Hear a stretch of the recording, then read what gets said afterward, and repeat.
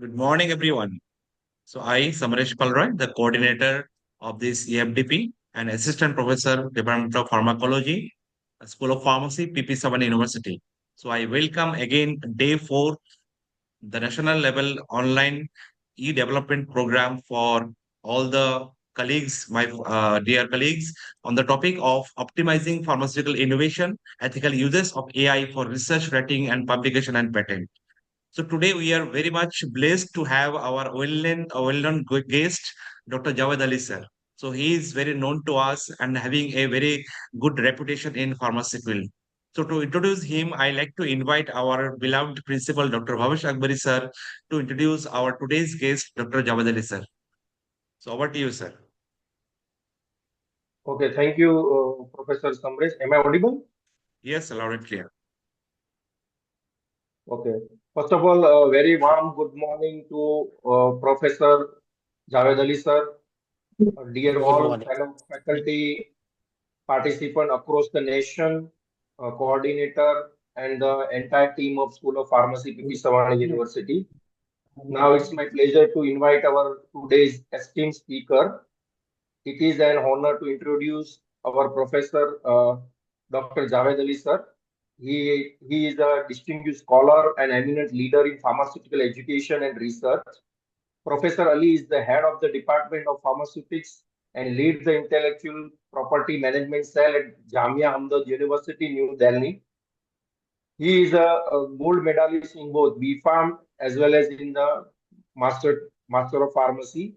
He earned his PhD in 2000 and pursued his postdoctoral research at University of Frankfurt at Germany.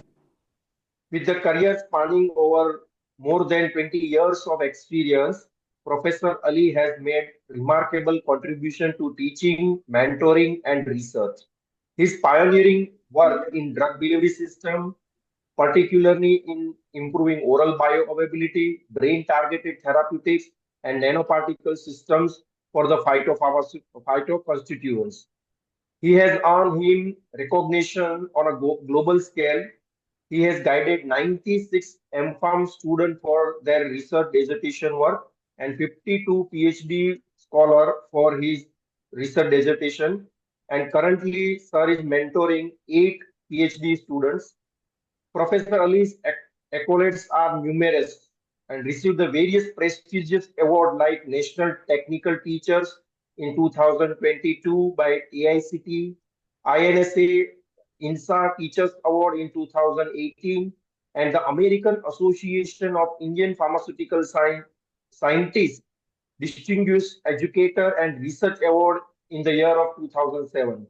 He has been featured in Stanford University's list of world's top 2% scientists in pharmacy and pharmacology. As a prolific academic, Professor Ali has authored more than 360 high impact publications, 5 Indian patents, and multiple book chapters that we all know already well known to us. His work has garnered over the 28,000 citations with an IH index of 84. He serves on the editorial boards of various renowned journals and guest edited thematic issues for the internationally acclaimed publications. Beyond the academia, Professor Ali actively contributes to national education bodies including Pharmacy Council of India, AICT, NBA, and NEC, shaping policies and frameworks for the quality pharmaceutical education in India. His expertise is touted by premium organizations worldwide, and he has delivered over 80 invited expert talks at prestigious forums and conferences. Please join me in welcoming our visionary educator, a prolific researcher, and a transformative leader, Professor Javed Ali sir, for his sessions on benchmarking and ethical consideration in publication. With this brief introduction, I would like to invite our today's esteemed speaker, Professor Javed Ali sir, for his session. Thank you, sir.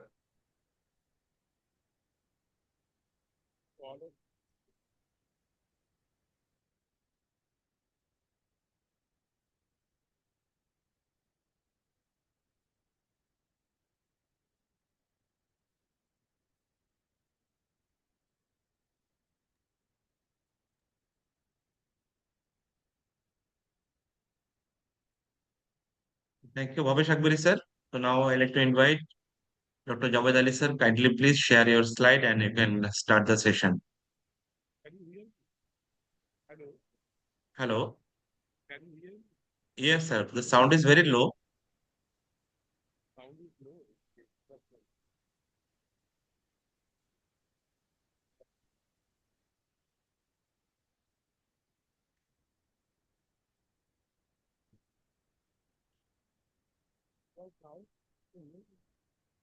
No, sir, it's very low.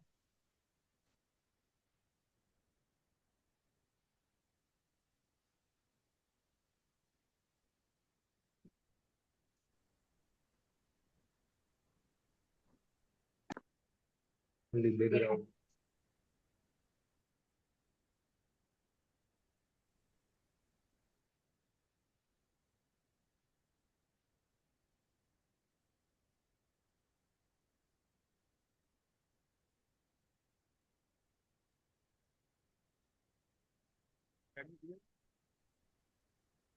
The sound is very low.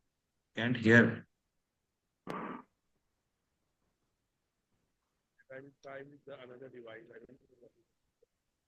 Okay, sir. Okay, okay, sir. No issue.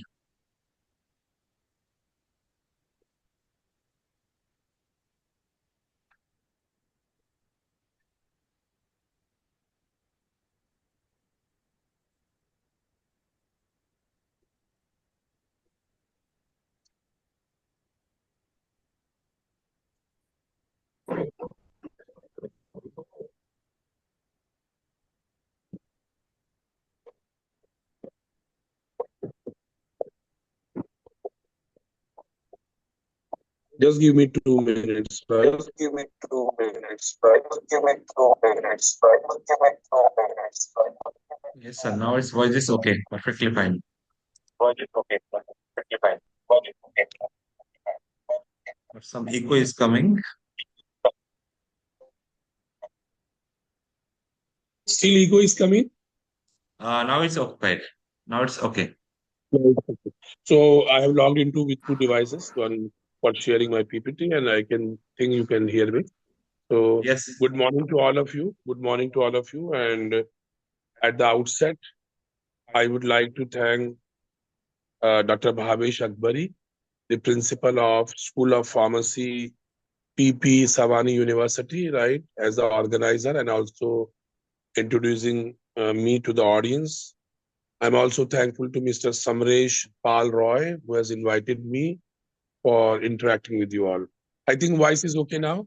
Please Yes, confirm. sir. It's Yeah. perfectly, sir. Perfectly fine. Okay. So I'm happy to be here in the morning. I know a bright uh, Wednesday morning at School of Pharmacy, PP Savani University, for a national level online FDP program on optimizing pharmaceutical innovation, ethical uses of artificial intelligence for research writing, publication, and patent, right, on 4th of December, sorry, 5th of December 2024. So I'm just sharing my PPT and then I start with my presentation. Okay, sir. I think you can confirm the presentation is there on the screen, Yes, it on the is slide visible, mode, sir. full slide mode. Okay. Yes. So I think you must have heard a lot of news, lot of things which talks about publication, and you must be wondering that what the topic pertains to and what I'm going to talk about, right? And then after the end of the presentation, you will be able to understand what was the intention with which this presentation was thought for, and then I have given it at various platform every time with a new information as such.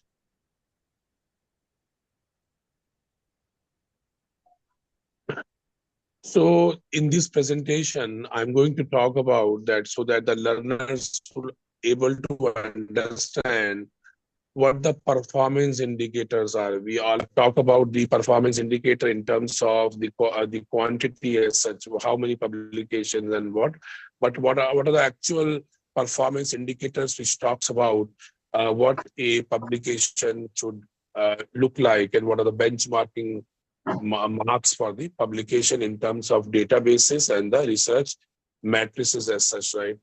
And what are the ethical consideration one should look into? Because now with many pharmacy institutions, lot of students are coming into, but it is also very important to give them an insight, to give an insight what ethical considerations are. And time to time, various statutory bodies like UGC and all other statutory bodies are coming up with the guidelines, practices, recommendation, like UGC has come up with good academic research practices. So that we are going to talk about.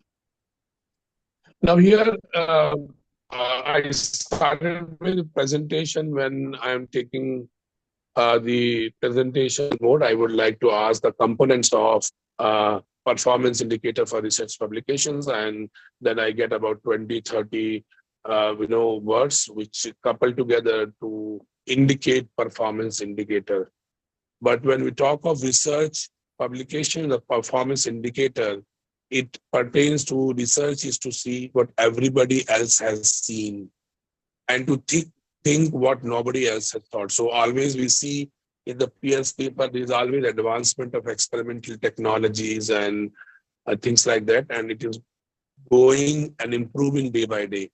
So research nowadays is not talking about the innovations in true term, but also talks about credibility, trust, partnership, collaborations, impact, ethical considerations, right? And quality particularly, and so on. And that's why we are talking about benchmarking and ethical consideration in these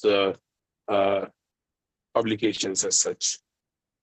When we talk of the 1 minute, I think when we talk of the performance indicator, the evaluation nowadays, performance indicator is such a evaluation done in terms of the publication, both for the institution and for the individuals working in the institutions as such. And it is being regarded as a measure of quality, as a measure of accountability, and comparison with similar institutions, right? Whenever we are talking about, we are comparing similar institutions in true terms. And when the management would like to see the effectiveness of the finances involved, both from the external and the internal sources, they would also like to get the information on what is the productivity, what is the outcome of research in terms of publication. I think audience can mute their mic. Please check that your mics are Audience, muted, and because I request all audience, please keep your mic in mute mode. and So when we talk about the proper utilization of resources also, that is talking about the publications, because a lot of money is involved in consumable and non-consumable things, right? And for creating awareness among stakeholders for the higher education, because nowadays so many rankings and accreditation process has creeped into, because of which the major one of the component is the research publications. And it is both for the students, faculty, parents, government, and society at large. I think I have been muted or what? No, sir, it's fine. Please continue. It's fine. Okay.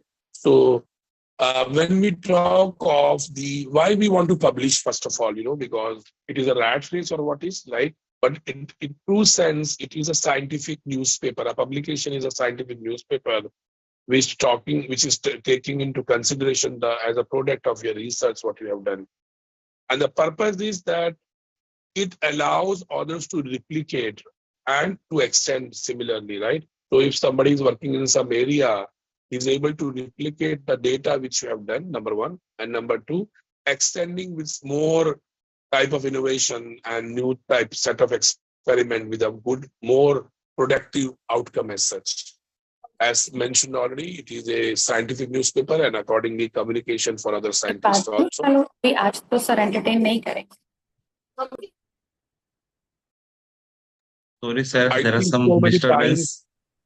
so many times the organizer have announced, but audience is like, they can check once their mic. It is the same lady is disturbing again and again. I don't know who that Sir, lady is. sir, I will mute all and just you can unmute. Sir, I will going to mute all. So Okay, then they thank will not you. going Thank to. you. Thank you. Thank you. So now you can please unmute from your mobile phone. Then you can start. Javed, sir. Now I can hear, you can hear me? Yeah, yes, perfectly fine. Okay, Thank you. sir. Thank you for and I'm sorry for the inconvenience, right? So I was talking about the credibility of the institution. So many research grants which is being given by Government of India. It is based on the publication data which the institutions are showing as an outcome. And accordingly, the grant known as PERS grant, FIS grant, and nowadays UGC has discontinued SAP for a period of time, and I think it will come again. So that is all on the basis of the research outcome, particularly the publication in true sense, and that nowadays they're also emphasizing on patents and so on. But publication is an important criteria to compare institutions in terms of their H index and their citation and the number of publication, and then the terminology like publications in Q1, Q2, Q3, Q4, and then what is the cumulative impact factor, what is the average impact factor, and terminology like that. It is also a coin of credibility and academic promotion, both when you are going to the open positions or for the career advancement position. Always they're asking for what is the publication profile, bibliographic matrices you possess, and fortunately or unfortunately in the university system in India, we are not finding out teachers, but we are finding out scientists in terms of their productivity, in terms of publication particularly. But obviously, last but not least, sharing the scientific knowledge, and because of this, the publications are being, coming out.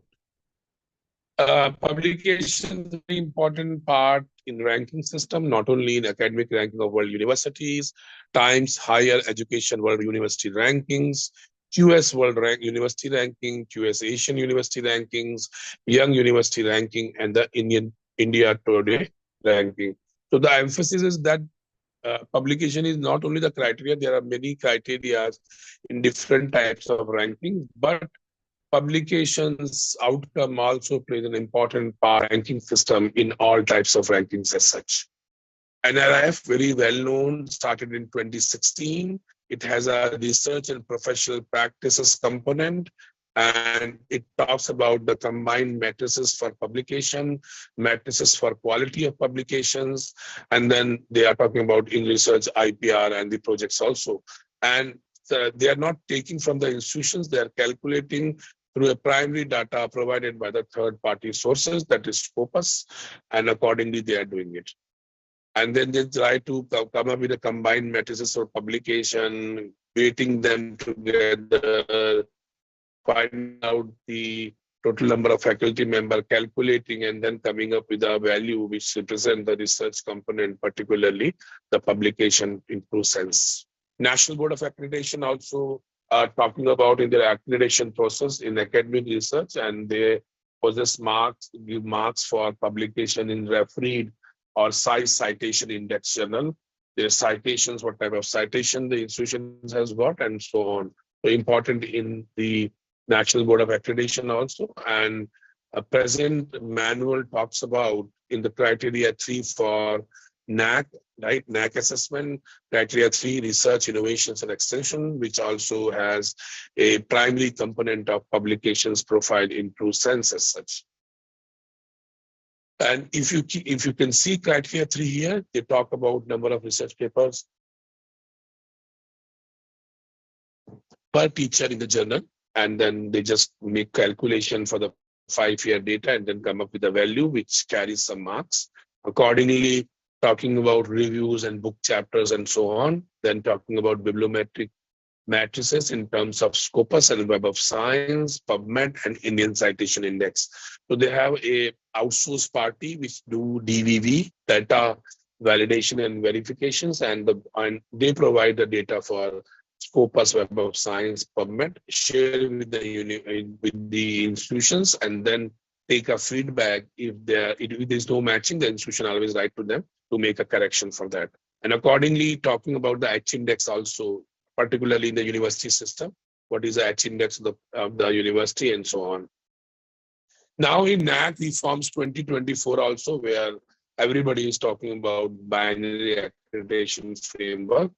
So these criteria have been changed by the terminology as outcome. So in attribute 9, research and innovation outcomes. So they are asking about publication per teacher. Similarly, the similar way what they were asking in the previous one with a slight modification on total number of publication and peer reviewed journal, and then number of books and so on. It is for autonomous colleges also and affiliated colleges also, and asking the average edge index from Scopus and the citation index from Scopus plus Web of Science. So both two important bibliometric databases they're asking for.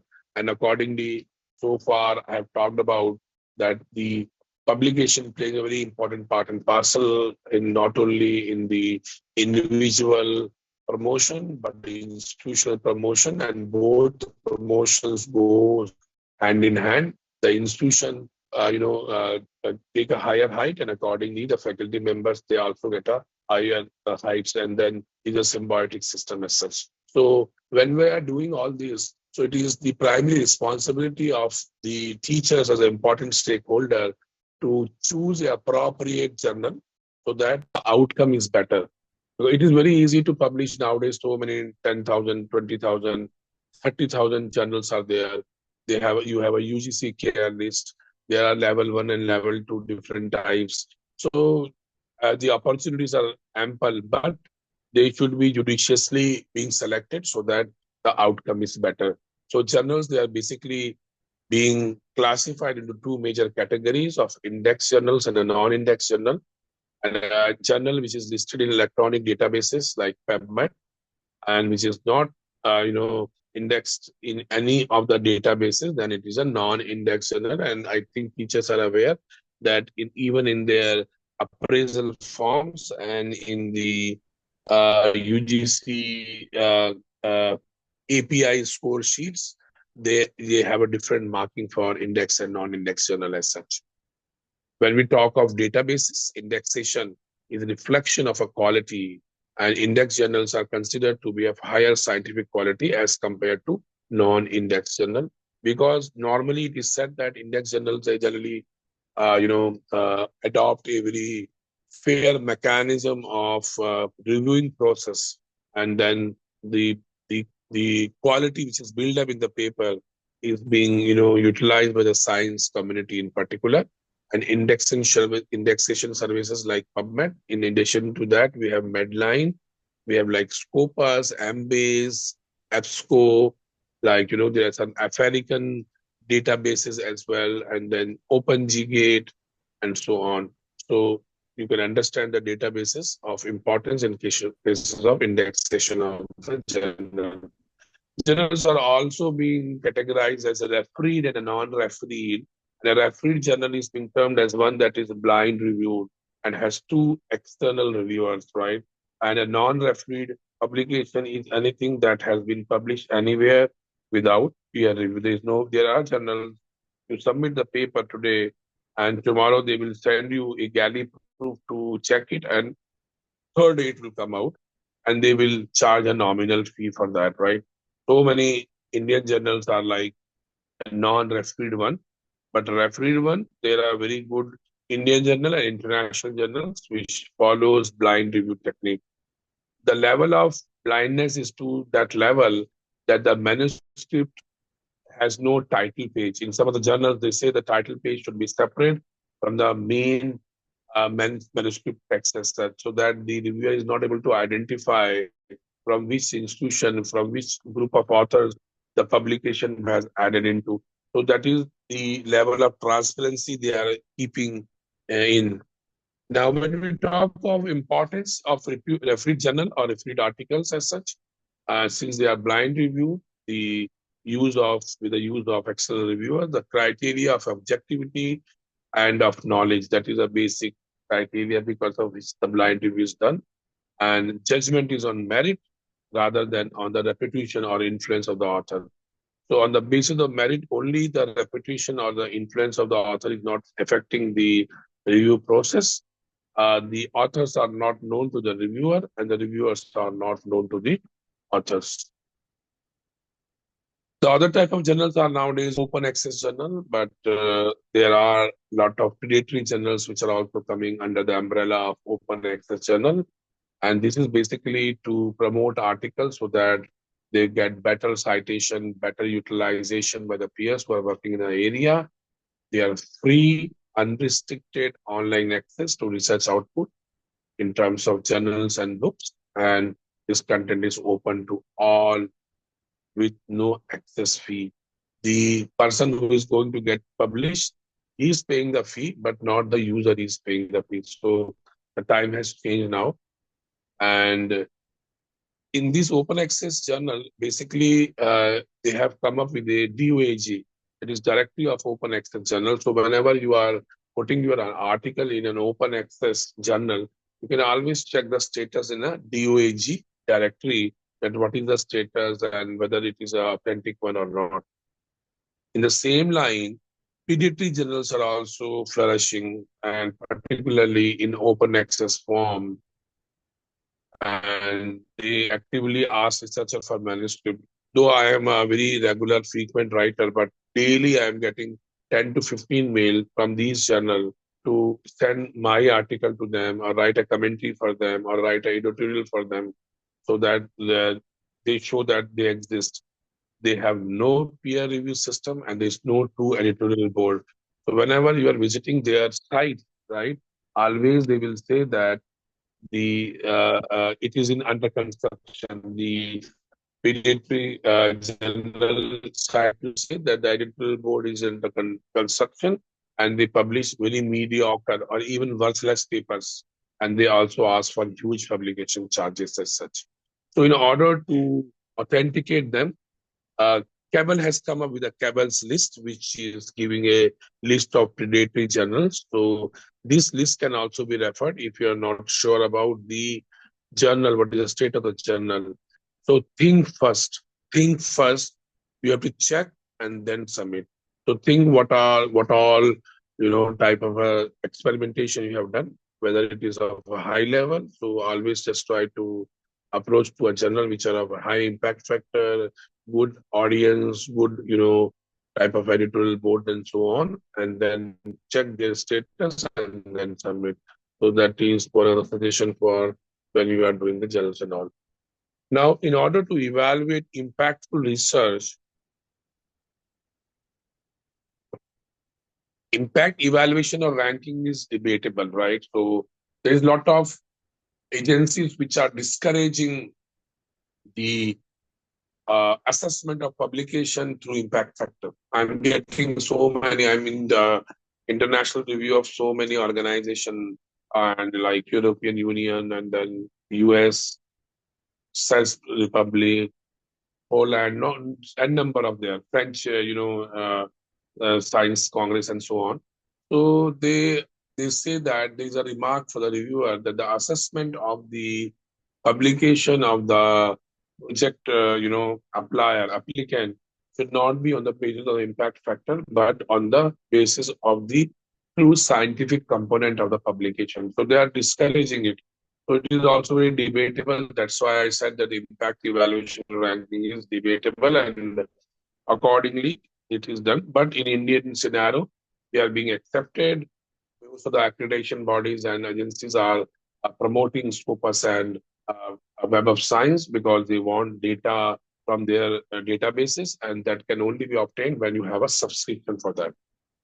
So when we talk of the evaluation, this can be on bibliographic indicators, that is citation databases, Web of Science and Scopus. So if you see citation databases, even Google Scholar is one of the citation databases, but acceptance is low because it cites everything. So whatever it is coming, it is everything being counted in for your citations. Scopus has journals about more than 23,000, and Web of Science have more than about 18,000. So you will always find a difference in the citation value in Google Scholar, Scopus, and Web of Science. In addition to these indicators, there are also non-bibliographic indicators, and these are web-based matrices, alt matrices, or social media matrices. Nowadays, you will see if you publish article in a good journal, so after a week or something like that, they will send a data, so many viewed, so many shared, so many downloaded. So that type of alt metrics now the journals are following, and many times they are also doing peer evaluation, sending it to the similar type of a scientist working in it, and then they say that you please refer this article. They will send something which is on the area in which I am working. So they will suggest about 10 different journals with 10 different articles, and they say that you use it in your daily usage purpose, and then they also do opinion surveys as such. Now coming to the important, this is a very important slide which talks about the quality attributes, which talks about benchmarking, which talk about bibliometric matrices, which talks about research matrices. So when we are talking about the quality attributes, they are basically divided into three major categories. One is productivity, another is impact, and another one is excellence. So when productivity is never an accident, right? It is always a result of commitment to excellence, intelligent planning, and focus efforts.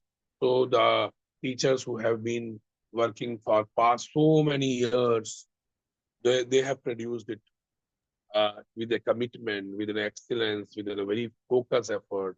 And that's why they have a good number of papers. They have papers which have good, indexation in a good databases.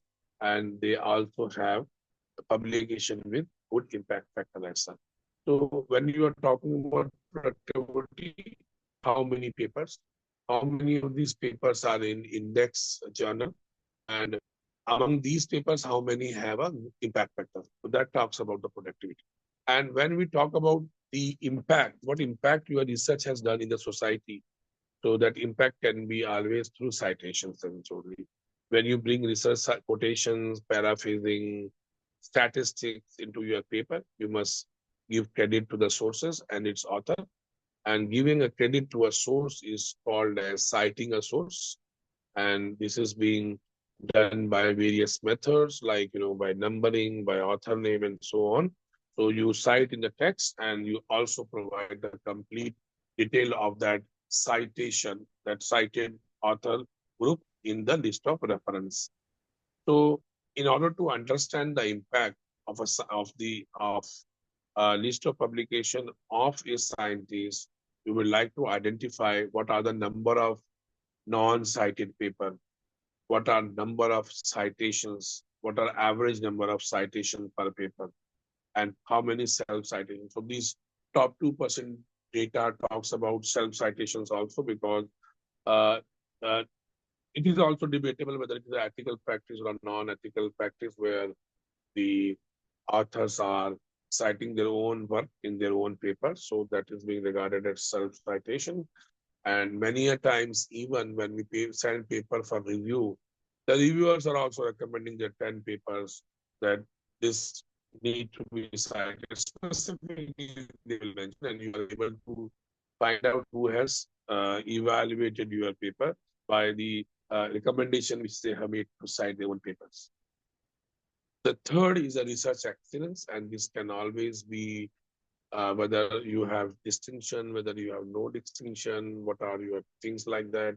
So this can be not automatic, but developed through perseverance. So if I say that when I started my publications in 1997, I think publishing one on your own, it was a very Herculean task. It almost took 1 year.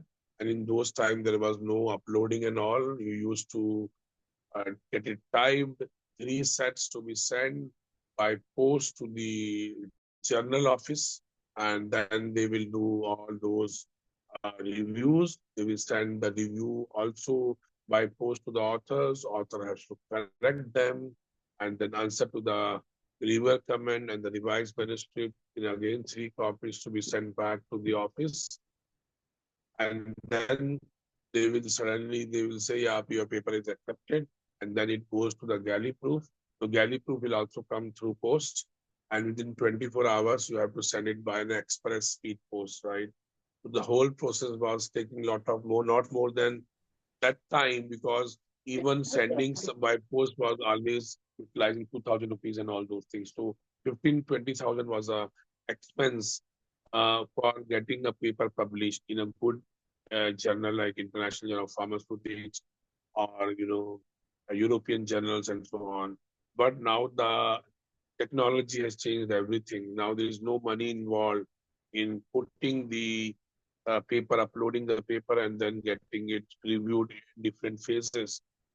So the expenses is more on the quality in terms of the type of data which you are producing. So when we talk about quality, it is productivity, it is talking about impact, it is talking about excellence. Now coming to the productivity, I have already given you an idea, but what did we talk about? We talk about the number of papers and then the general quality rate also. So I mentioned already, so in terms of productivity, we talked about indexation journals, we talked about refereed articles, we talked about impact factors, and then it is also important, what are your scientific importance of your finding, whether it's in a review, a original article, a preliminary, or a mere confirmatory type, and accordingly your publication is assessed. In case of the printed journal, the time to publication, the frequency of publication, the open access, what type of similar papers are being published, what type of audience, what type of impact factor, and the cost involved is considered. So time to publication, you can always understand from the article history on the article which are published in that journal, because that will talk about when the article was communicated, when the first review was done, and when it came online or published or accepted for publication. So that data is going to tell you that how much time is involved in publication particularly, and the frequency of publication. But obviously in the homepage of the journal, they will talk about whether it is a quarterly journal, monthly journal, 6 monthly or yearly, whatever. And then if it is an open access, accordingly, the charges will be mentioned. Audience, for example, if I'm talking about International Journal of Pharmaceutics, so, but obviously the audience primarily belong to pharmaceutics field. And if I say European Journal of Medicinal Chemistry, so particularly they are talking about chemists as such. There are journals pertaining to pharmacology, but most of the journals, they talk about pharmacy and pharmacology also.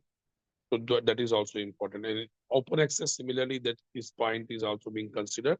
And in the journal selection process, 4 points of evaluation is also done. Journal publishing standards, what are the timelines of publication as mentioned already, what is type of editorial board it has, and what type of peer review process it has. And when we talk of the editorial content, whether it is like being cited in the Web of Science, Scopus, and so on, and the subject on which you are working for the publication, whether it is well covered in the journal, theme as such, right? And what are the scope of that particular article in terms of the paper already published as such? What is the diversity of the editorial board, and whether it has a regional or a international audience also. And the citation analysis for the journal is also available. So you can also check whether the journal is a new one, what are the citations, what are the impact factors, and the citation analysis for the journals can be also be done.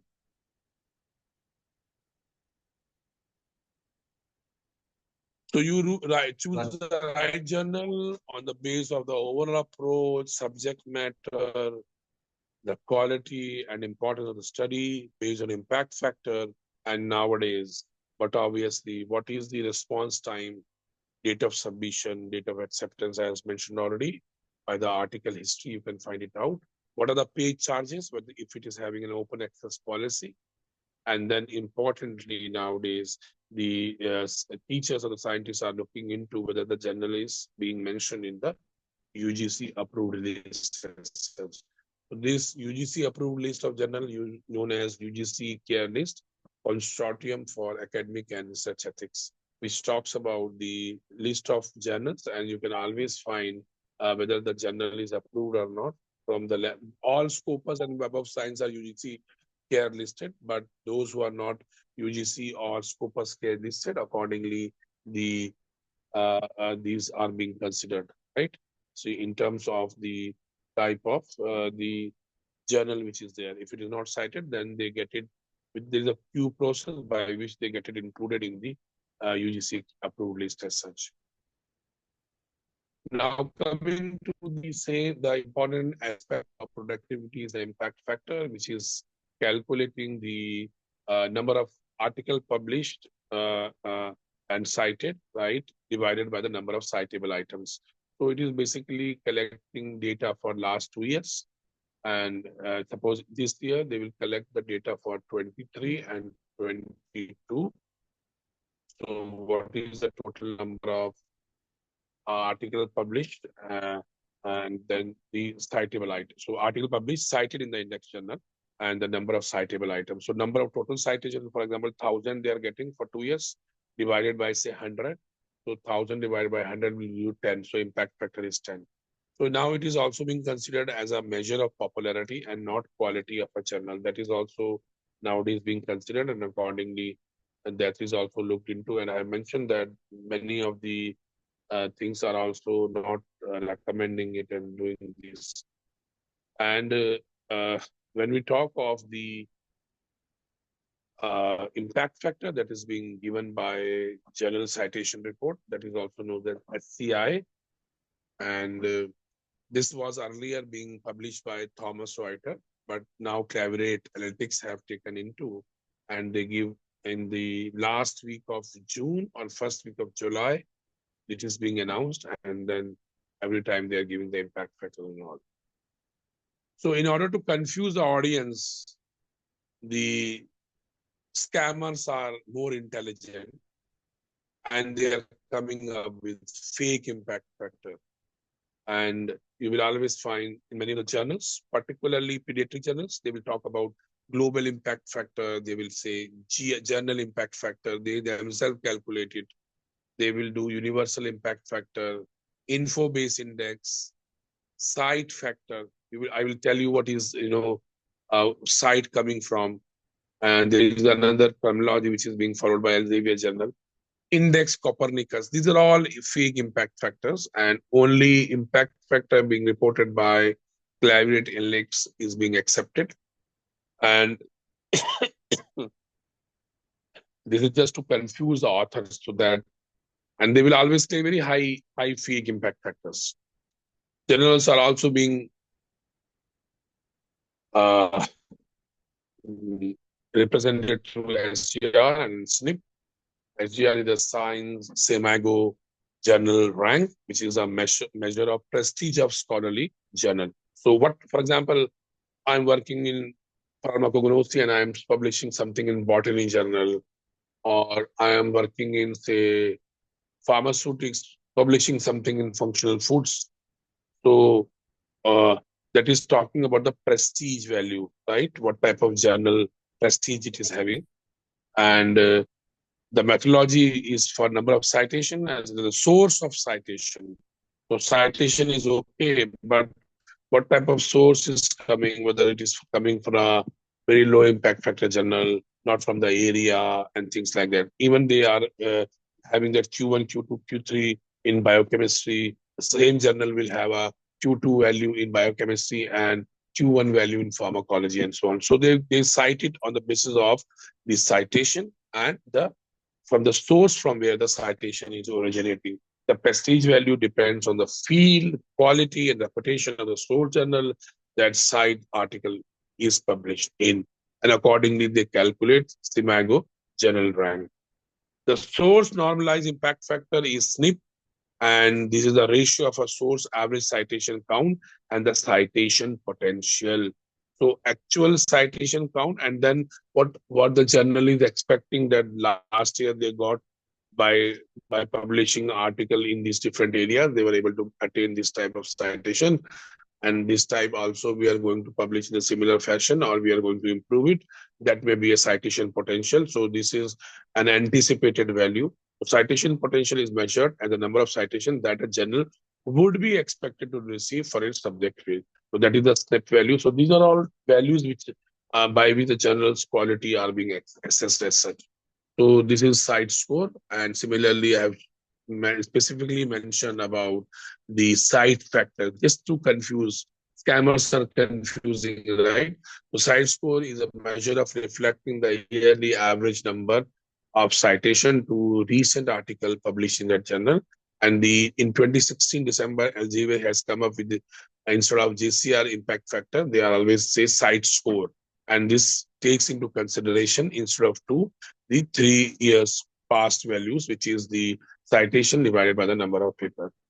So far, I've talked about the productivity in terms of indexation, in terms of feed article, in terms of impact factor, in terms of sleep SGR, in terms of site score, and so on.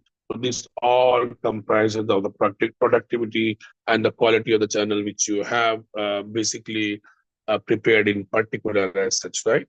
And coming to the impact as such, basically I've given you an insight what citations are, and this is a very important bibliographic index because it is not talking about the average popularity of the journal and the normalized citation being done for the all paper. It is talking about a simple one individual paper and the importance of that paper.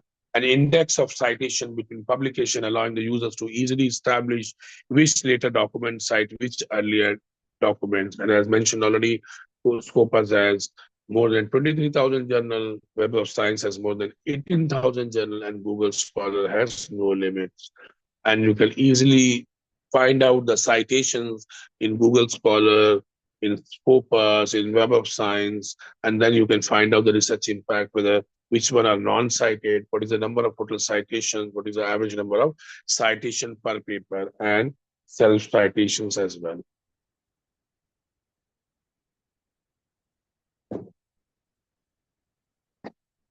So coming to the third aspect is the research excellence so far. So we have talked about the productivity, we have talked about the impact, which is clearly by citation, and coming to the research excellence. I think whosoever joins research, dissertation, thesis, they are well aware of H-index, which is a H index, measuring the impact of a particular scientist rather than a journal. And it measures both the scientific productivity and apparent scientific impact of a scientist.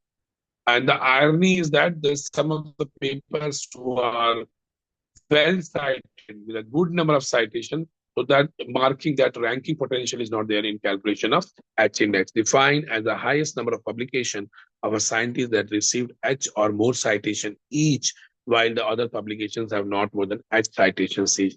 I have a list of 100 papers, and out of 100 papers, I have 25 as a H index. That reflect that 25 of my 100 papers are at least cited 25 or more. So you will be having a least, the lowest paper having 25 citation, and maybe one paper having been cited like 1,000 times, right? But the H index talks about normalizing in terms of reflecting the number of papers having at least that number of publication, citation or more. So 25 means out of 100 list, 25 have the citation either 25 or more than 25, at least 25, right? So H index is included in Web of Science and Scopus, and like Scholar with an H index of 5, which I have just quoted for 25, had published 5 papers, each of which has been cited by authors at least 5 times. So not necessarily he has published 5 papers, he must have published 10 papers, right? And out of those 10 papers, the H index is 5. So only 5 of papers are having citation either 5 or more than 5. And other indexes are like I-10, talking about the number of papers with 10 or more citations. And for there's a value known as G index, which is talking about also considering the highest number of citation being possessed by a paper. So for that, the papers are ranked in a decreasing order, which paper has the highest citation, and they are ranked.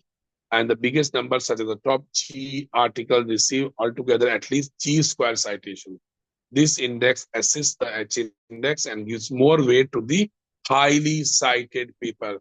In the H index, the highly cited papers are normalized, but here G index given weightage to the highly cited papers as such.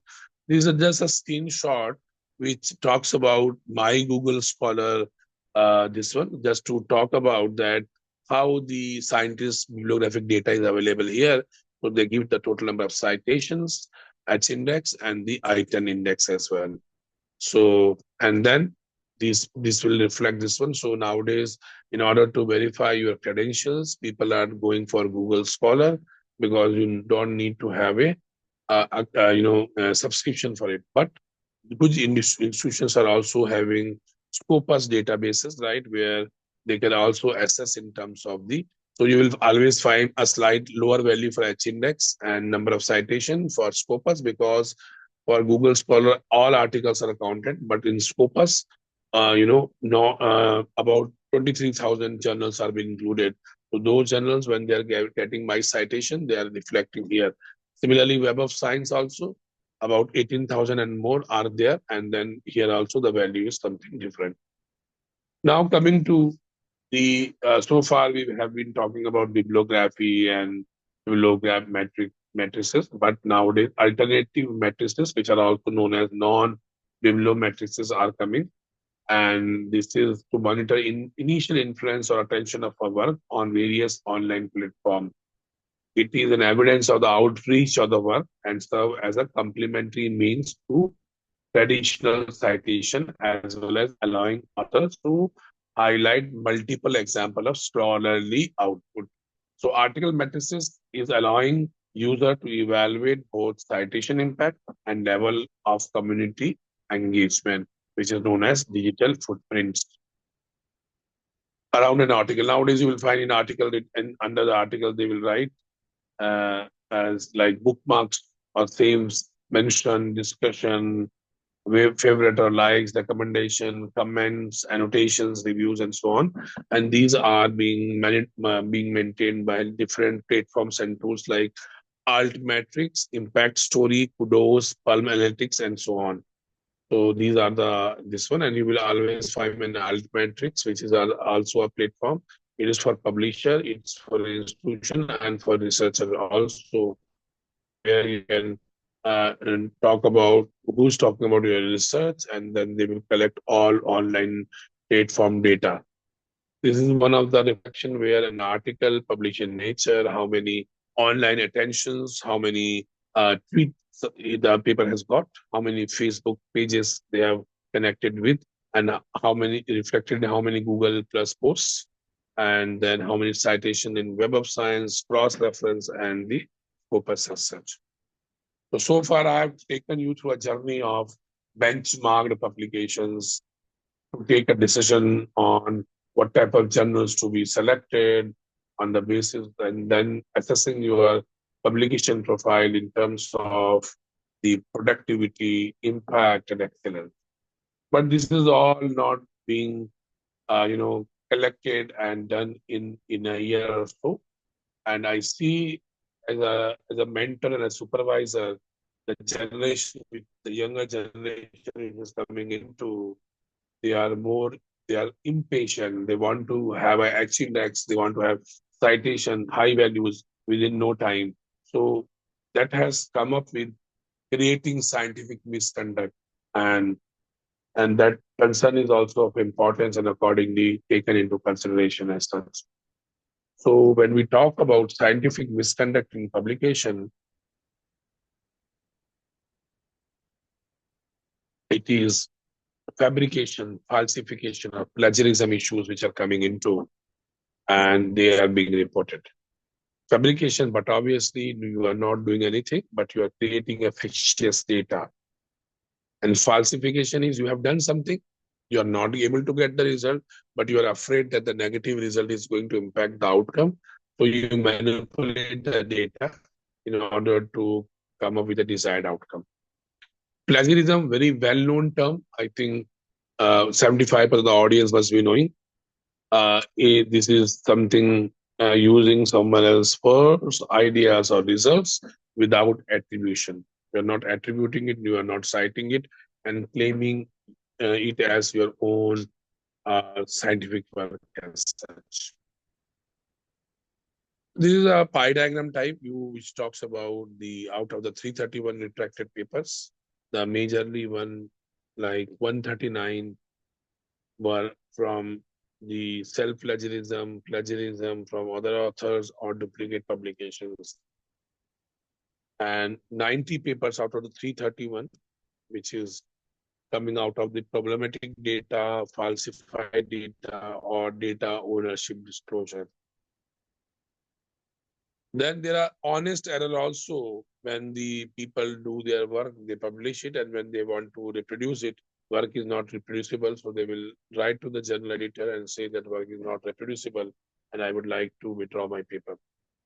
Experimental errors, later on they come up into experimental errors or theoretical errors, and that is also being reported. But obviously, when there's a group of authors working together, there are authorship issues. Maybe a missing author will write something. There's a lack of authorization. Affiliation error is there. Unclear authorship is there. Now there are ghost, affiliations also coming into. Retraction.com has come up with a list where about 25 teachers or scientists working in some institute, and I will not name the other institute, they have shown their affiliation as combined together with no reason as such, right? And that list has had to come up with retraction.com also. So when we say that we have good publication, so it is we say it is hall of fame when we are having good publications. And similarly, whatever the error may be, so the journals are not going to retracted paper does not mean that it is removed from the journal site. Specifically, they will have a site and they will maintain a hall of shame where they will put it your article in the way what is being presented over here. They will have an article and then retracted in red, in big fonts and diagonally written on all pages of the retracted paper, and this will be available on site as such. So some of the COVID-19 examples I have quoted over here that in hurry groups they published something and then later it was found that there was an ambiguity in the data or ambiguity in the claim and they were not coming out for that responsibility, accountability, and accordingly journals retracted those papers. This is all overlapping falsification of data and fabrication of data. Sir, what is your view about the publication in the journal of negative result? Because sometimes what I've seen that if the result is not comes as per our hypothesis, so if we are going to publish it like a journal of negative results, some kind of journals. So what is there any value of this? But I Because think this journal they have already withdrawn, I think, no. It started Journal of Negative Research, right? But yes, I think now it is not frequently publishing it, right? So to identify, we should be like, we should do a preliminary study whenever we are initiating the, some work. And if the time permits, we should come up with an alternate strategy. And normally, but when you are reporting something in terms of your thesis, dissertation, or a paper, the preliminary work which failed can also be a part of your publication and thesis as such. So that it is for the readers who are working in that area, they can understand that they initiated like this and they were not able to get the results, right? And this can not be a negative result, but you are always discussing your data which you are getting, and suppose you are working with a drug with properties A, B, C, D, E, and somebody else group has also published earlier with the drug with the similar type of properties of A, B, C, D, and he is getting some outcomes of the results as a different values, and you are getting different type of correlation. So that can always be corroborated in terms of prior art and saying that the author group such and such has done this. They have get such type of relation, but we are getting this type of relation. And what are the probable reasoning for that? That is also very important to talk about, right? So that I just wanted to convey, and I will take up the questions in the last, right? Okay. Okay, So, but okay, sir. yeah. So coming to the plagiarism, this is also regarded as a theft, scientific theft, or misappropriation of not the intellectual property, but maybe the property, because ultimately that is being not protected, and there is no unattributed textual copying of another work, simultaneous submission to two or more journals. So our young generation is very impatient, so they will send without the knowledge, they will send, oh, we have sent it to 10 journal. Which journal is going to accept first? We will get it published. But this is also, plagiarism. Possibly that should be also taken into consideration, that as a supervisor, as a mentor, we should make them clear that you can only communicate to one journal, and whatever the fate of the paper is, after that only you can decide on.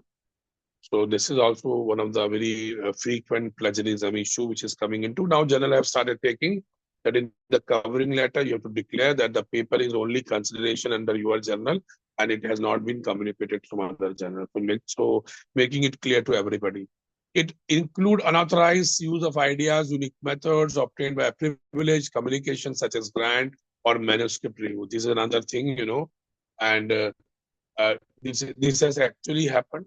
I am also reviewing so many grants from BIRAC, from DST, ICMAR, UGC, and so on, but also internationally, where all the content is on your dashboard, and you can download the file. And if I'm using unauthorizedly that matter, or the something which has come for a review as a manuscript, and if I take something that is also plagiarism, even the persons are also, uh, citing the references, like from a reference which is not so far published. So they will say this is the worker and this is the document name, and they will write in the bracket unpublished. Or in the citation, you will also write from the unpublished sources. So that is ethically they are doing it. You want to accept it, you accept it. If you are accepting it, that means you are in conformity with the author group, that they have used something which is not being published, but it is privately available. Substantial attributed textual copying of another work means the unattributed verbatim or nearly verbatim copying of sentences or paragraphs which materially mislead the ordinary reader regarding the contribution of the author without citation. Even if you see a judgment of a court, they will always quote a judgment earlier judging, this one order in, indent, italize, in inverted commas, and bold. So that talks about they have reproduced exactly from the earlier order as a verbatim. So that can also be done. Second is you can do paraphrasing. That can also be done, right? And if you are copying something, for example, you are taking some table, some figure from a journal, you can always write them, and you take permission. So they will give you a license number. So you will write figure 4, this, permission, license number, so and so, and this is the reference. So you have taken a permission, so you are ethically, you can use it. Exact publication figure, you can use it, but you have taken a permission. Then nowadays, there are like common creative attribution, which is open access. So this attribution is like, this is also like, what I should say, you have to read out the content when you are using a figure from a open access, whether totally with attribution, that is with citation, you can use it, or some of the journals also ask for taking permission, right? Even in the case of open access. So when you are using it, they are ready to give it. So why not to use it in an ethical way? That is of concern. So that's why you should have patience, and the plagiarism issues comes because of the impatient type of attitude shown by the researcher. Now, softwares are available. So if you can spend good amount of money, you can go for Authenticate or Turnitin. So they will give you a very comprehensive type of a report, and accordingly you can decide upon. But UGC has also given Urkun and PlaxScan, which was Urkun first, and then Urkun merged with PlaxScan, and it came as an original. Now original is also not being provided by Insabinet, but they are now providing DrillBit. It's a startup company, Bangalore-based company. They have given it, so they are also circulating in most of the Indian universities, right? So that is also being done.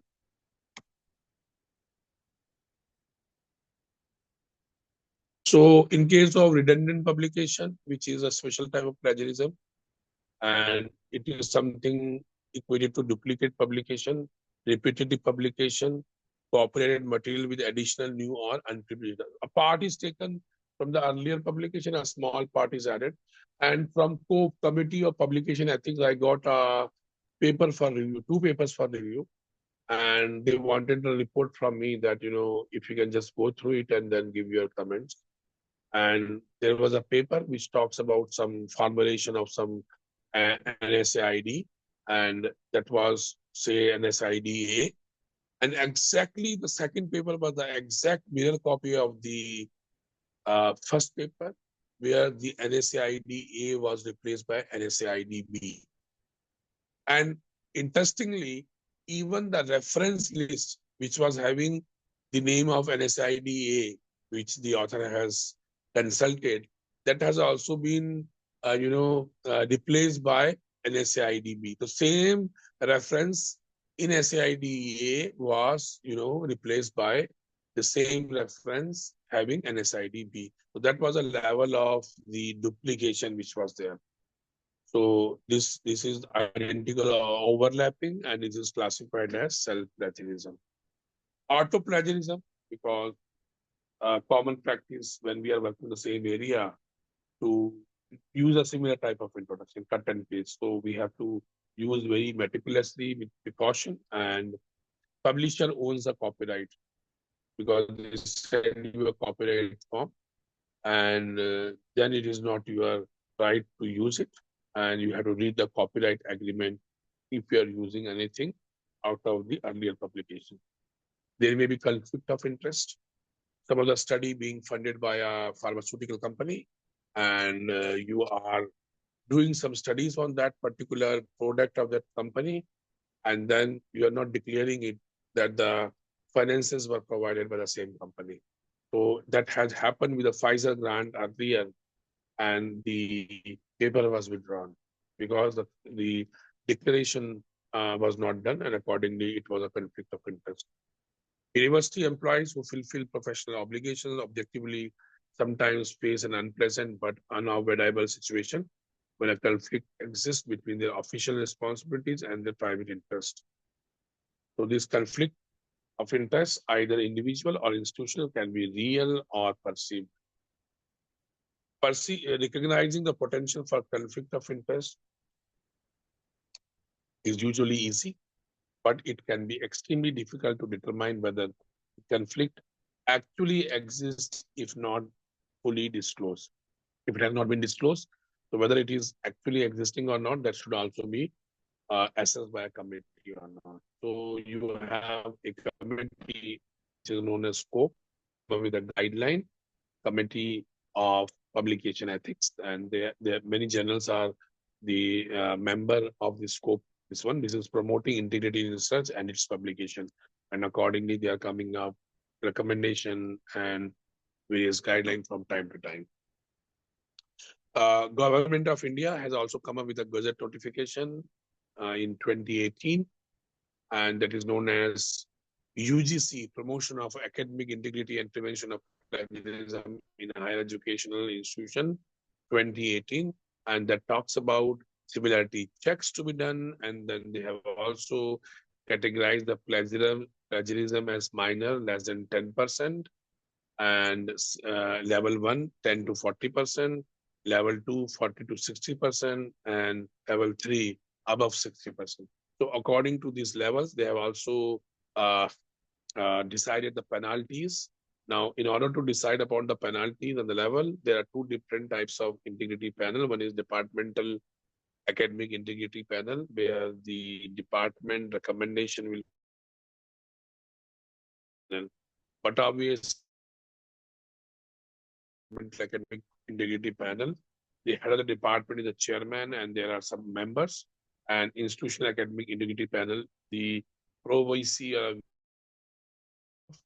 institutional academic integrity panel with all other members. One of the member is a person with well-versed anti-plagiarism tool, which is also being nominated. So the important is because these software, they're only going to give you a similarity percentage. And in the institutional level, human intervention is required to identify what is the level of, for example, they will pick up Newton, they will pick up the institutional affiliation, they will pick up very common words. So that is need to be assessed through a human intervention, because they're all artificial intelligence or machine learning based program, and accordingly, a human intervention is going to segregate them. And the penalty is like, if the student is being caught for a thesis and dissertation, and so if the level is more than 60%, the program registration will be cancelled. And for 40 to 60%, he will be detained for 1 year. And for 10 to 40%, he has to revise it, but he cannot give, within 6 months, he has to submit it. For research publication also, if it is highest one, he has to withdraw. The supervisor who is involved will be denied right to 2 successive annual increments, shall not be allowed to be a supervisor to a new candidate for a period of 3 years, and so on. In 40 to 60%, it is like 2 years bar for not getting a new student. 1 annual increment is being withheld, and you have to withdraw the manuscript. So such type of penalties have come up.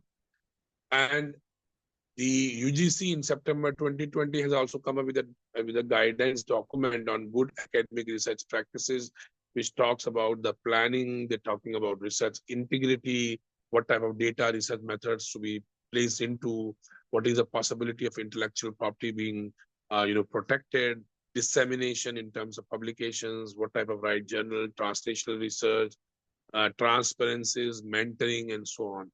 So that guidance document is also available on the UGC website. You can always consult. And when we talk of the conclusion in particular, a lot of research is being produced, and there's a lot of pressure on researcher to publish. Publications हो रही हैं, मगर सब पे pressure है, publications करिए so that हम कहीं as an institution कहीं नजर आए. A general score, maybe a site score or an impact factor, does not say anything about the quality of an individual article. This should also be understood. And all the scores, impact factor or site scores and so on, they are just numbers. They are nothing telling about the citations of the individual article that I'm talking about. So because when they are calculating it, they are averaging out. A better choice will be to expand the list of acceptable journals by entertaining some additional measure of impact, or even take the journal itself out of the equation and just focus on the individual articles and its impact. This is my opinion, and I think everybody has an opinion, though this is my opinion. And Albert Einstein has said that not everything that counts can be counted, and not everything that can be counted counts. So this is also very interesting statement. And some of the sources have been taken from Library of Ohio State University. And you can always put your signature in your email or LinkedIn pages and so on, which talks about doing your profile in terms of Google Scholar, Scopus, which I have mentioned already. Auth ID is very common nowadays, and now the authors are being identified by Auth ID. Even the affiliation will also talk about the author's Auth ID in the papers being published. Then you have a researcher ID also, and then the Indian government through Influminet is also emphasizing that the teachers or the scientists must have their profile on Vidwan, and I think NAC assessment also plays an important part and parcel on Vidwan profile being maintained with the faculty members. And this is the acknowledgement, whatever I have got it, whatever the Scopus data I have presented, Google Scholar data, researcher data is outcome and acknowledgement to all these PhD students who have already worked with me, and some of them are still working with me. These are all M.Pharm students who have also graduated as a dissertation part. This is our research group, and this is the room where the students help me coming up with the publication, benchmarking, and all those things. So thank you for your patience listening, and I'll be happy to address any clarification you would like to add. Thank you very much. Thank you, sir. It's a really a wonderful session. I believe that all the audience who are here hearing you, really they learned a lot from your presentation. You have rightly mentioned from the importance of publication starting from ranking is everywhere nowadays in NRF and BNAG, every need a ranking for publication. Apart from that, you also talked about the quality attributors, and first time also I learned to know about the G index. Earlier I don't have any idea. You have actually said the G index is there for highly cited paper, and also you have talked about a few plagiarism, how to check it by using some tools and all. So I believe all the audience has received a lot from today's session. So now, sir, from my side, I want to ask some questions like, sir, recently Government of India has announced for owners, right? ONOS, One Nation, One Subscription. So what is your views on this? So can we be benefited for all the faculties or your views of this Yeah, yeah, owners? yeah. Actually, it's a very nice initiative by Government of India, because only the universities which are funded heavily by central government or some of the state universities were able to subscribe some of the journals, right? Not all.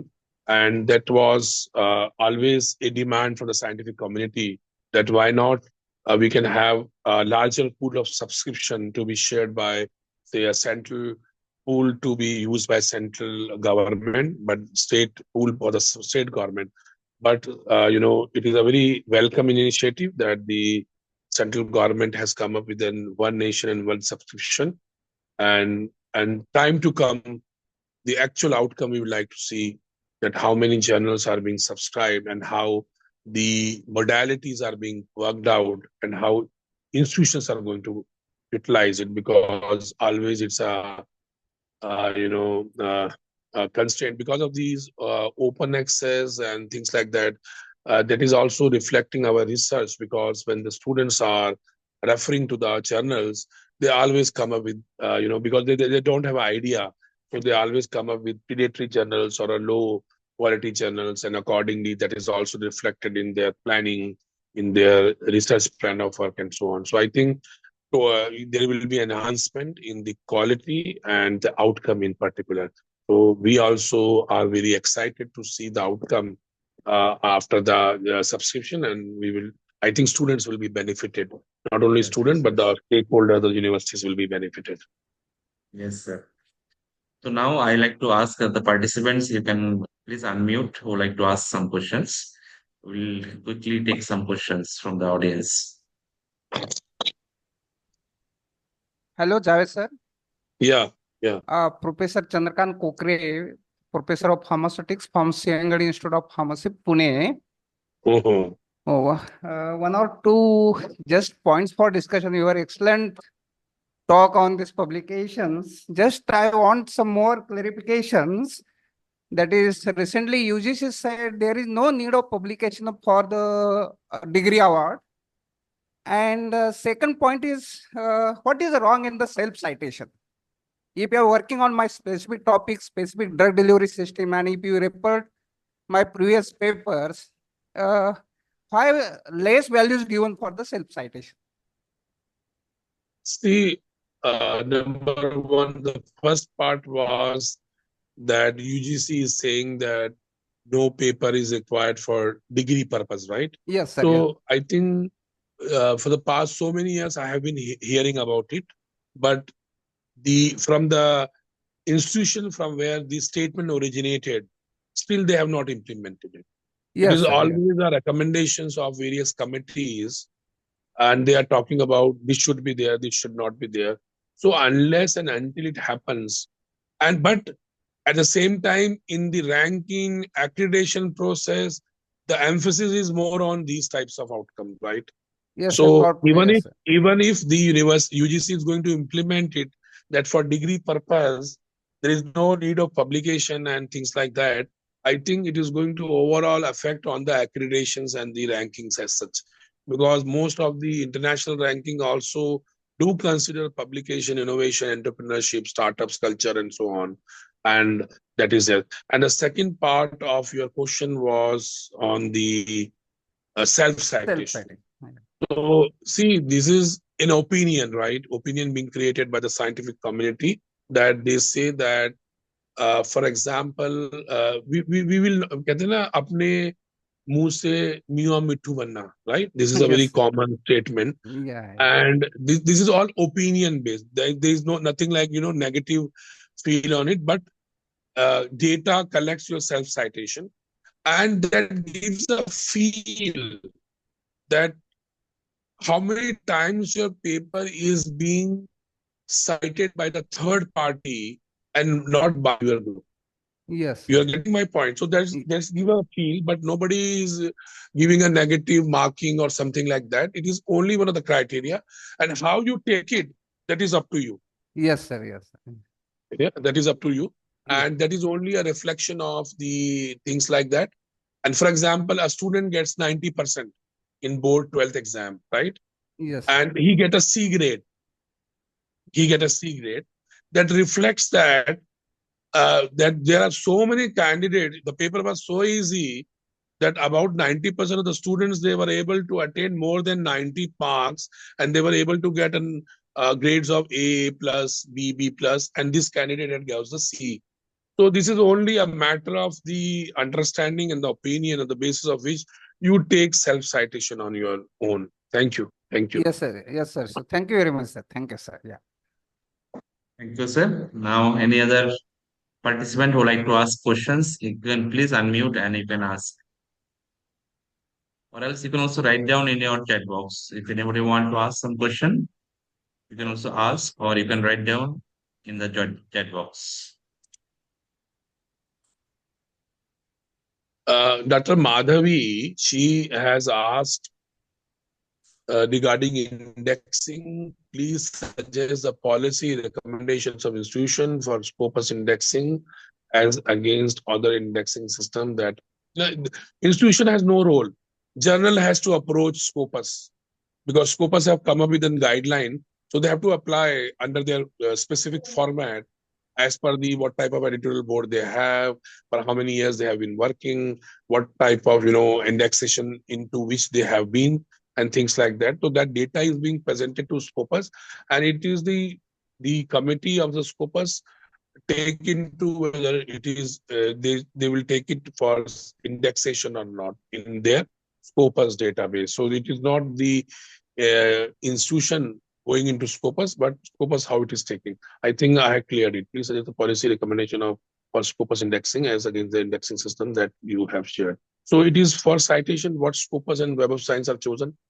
It is not chosen. Nobody is choosing Scopus and Web of Science. Automatically, when your paper is published, so whether that journal is indexed in Scopus or indexed in Web of Science, you get a citation for that. So how many papers are getting cited? And it is basically what journal has applied, whether they conform with the modalities with which the Scopus and Web of Science they have come up for inclusion in their databases. So if they fulfill those criteria, they are included, and accordingly the citations being recorded. Kindly send PPT of today's session. I think I have very nicely clarified, but in case you need it, then I can share some of the slides in the PDF form, right? And I think very informative session. So many times formulas written in published journal does not work. Why? I'm not getting this question. there is an equation writer which is being recommended by the journal. So if you many times formulas written in published journal does not work.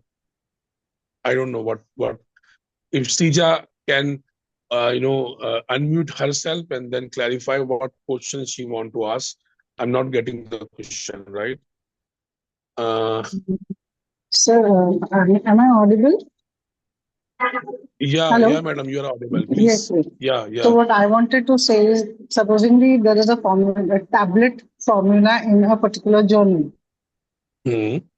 So when I replicate the same formula, we do not get, or it is a transdermal patch formula. Hmm. So when we make the same formula in our own lab with the same ingredients, we do not get the patch.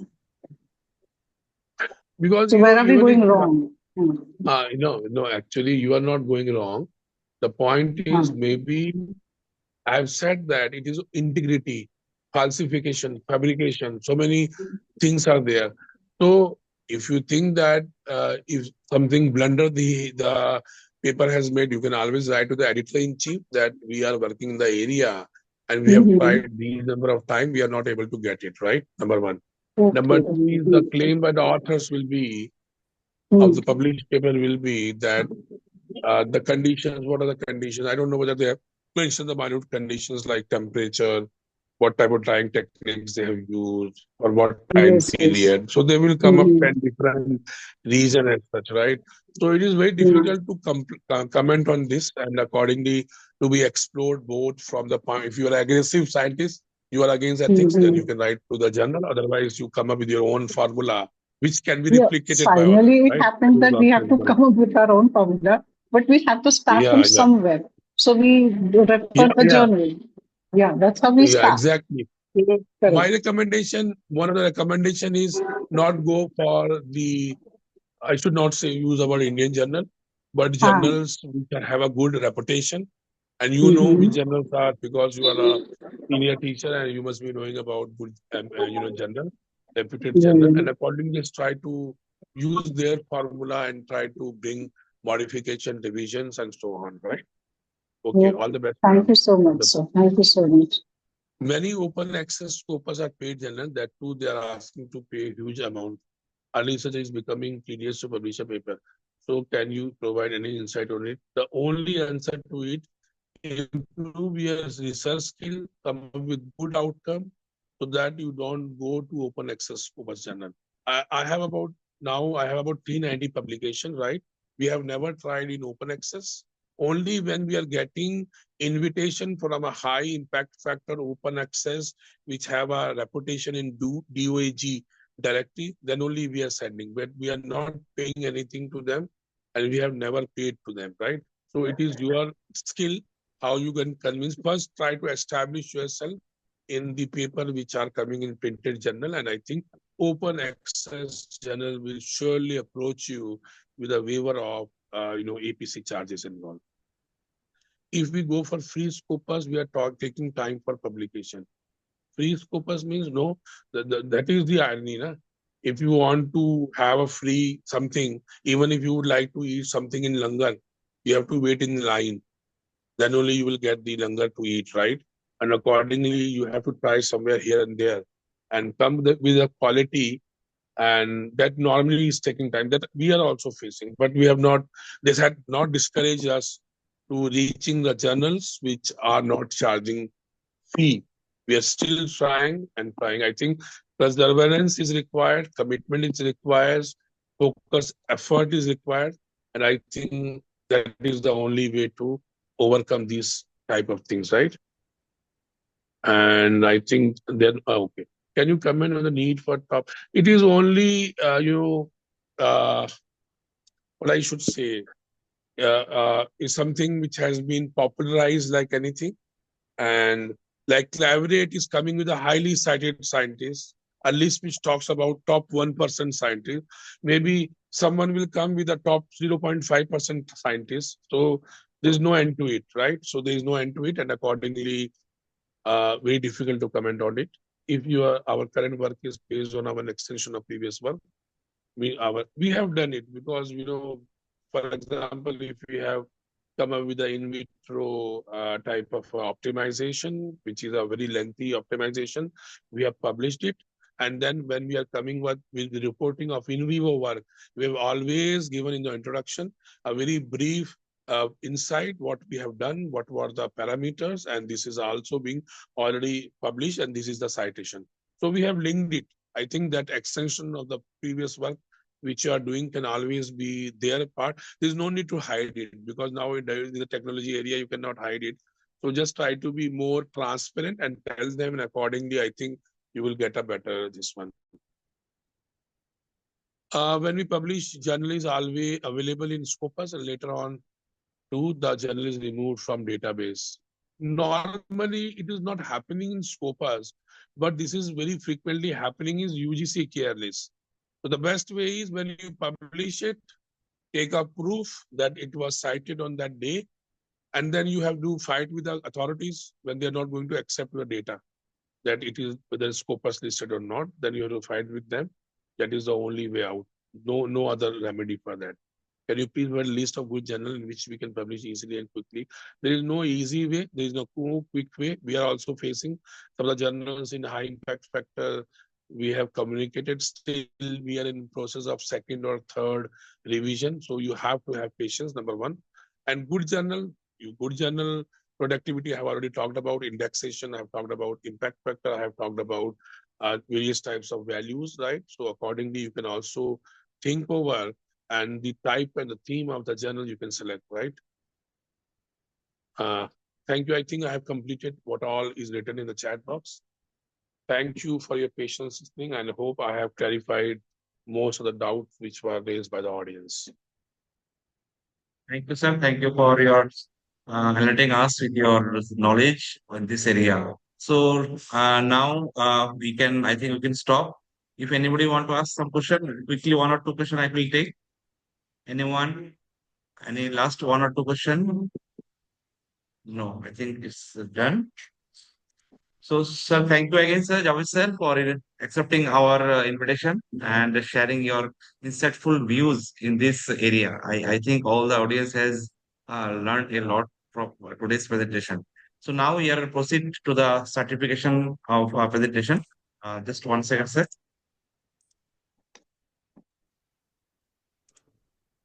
So, Javed sir, so please accept this certificate of Thank you. appreciation from our PP Savani University as a token of our gratitude and your recognition for your contribution. Thank you, sir. Thank you again. Thank you for your enlightful session in this application. Thank you very much, Dr. Bhavish and Mr. Samresh, and thank you for the opportunity for interacting with the audiences. Thank you very much. Thank you, sir, for accepting our invitation and extracting time from your busy schedule and for such a wonderful, fruitful session. Thank you, sir. Thank you. Thank you very much. Right. If you permit, I can leave. Yes, sir. Yes, sir. Please. Thank Okay, you. sir. Thank you. Okay. Thank you. Okay, sir. And audience, I am going to share the feedback form and attendance in the chat box. You can please fill it. Just hold 1 second. I'm going to share.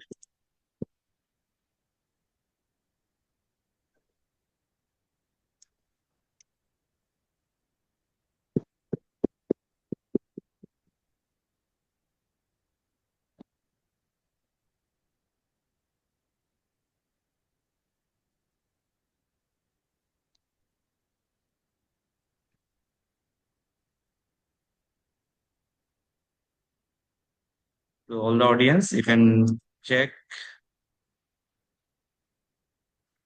in the chat box. I have shared the attendance in the chat box.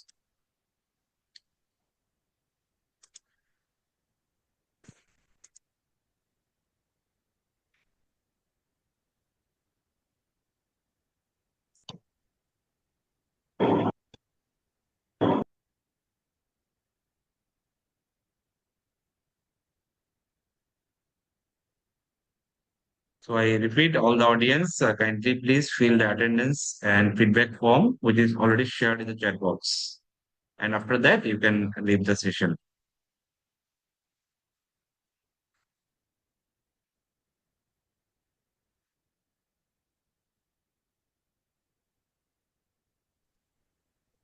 And tomorrow we are having a very wonderful session on the tools, how to use it for our ethical publication and writing as well as pedagogy. So please don't miss and join by 9:45 a.m. So tomorrow session is the uses of ethical uses of different AI tools to use it for further your writing of your papers or your teaching pedagogy. So with this, I'm going to sign off for today's fourth day of eFDP, and we'll meet you by tomorrow 9:45 a.m. sharp. Thank you.